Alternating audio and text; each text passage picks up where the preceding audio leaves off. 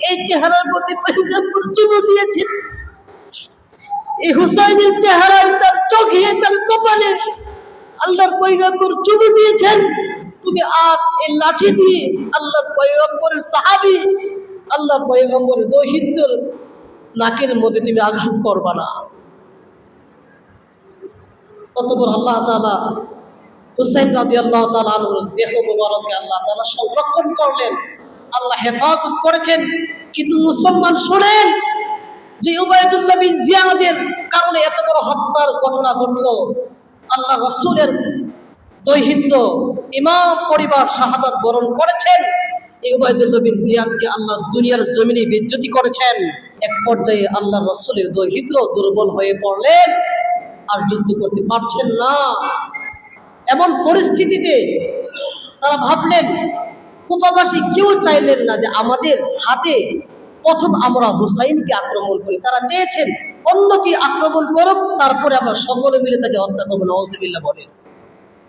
ইতিহাসের জঘন্যতম ব্যক্তি সীমার, সে কুফাবাসীদের মধ্যে হঠাৎ করে সে হুসাইন রাদিয়াল্লাহু তাআলা আনহুর দিকে উদ্ধত হলো, সামনে অগ্রসর করে আল্লাহর পয়গম্বরের দৌহিত্র হুসাইন রাদিয়াল্লাহু তাআলা আনহুর গায়ে এসে সীমা আঘাত করলো।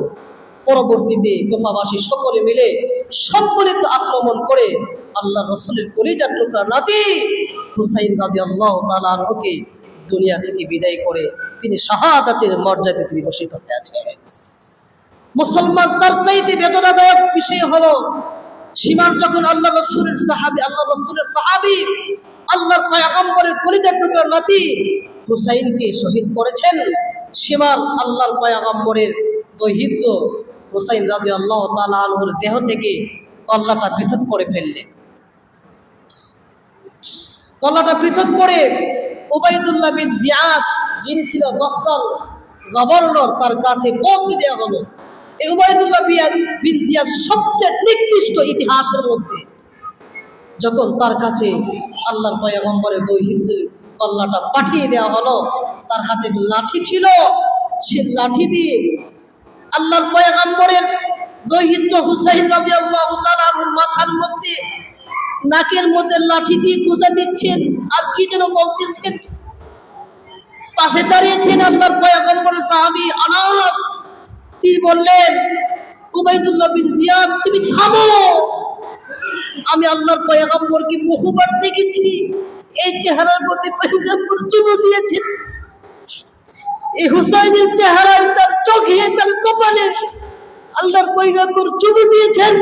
তুমি আর এই লাঠি দিয়ে আল্লাহর পয়গম্বরের সাহাবী, আল্লাহর পয়গম্বরের দৌহিত্রের নাকের মধ্যে তুমি আঘাত করবা না। অতঃপর আল্লাহ তাআলা হুসাইন রাদিয়াল্লাহু তাআলা আনহুর দেহ মুবারককে আল্লাহ তাআলা সংরক্ষণ করলেন, আল্লাহ হেফাজত করেছেন।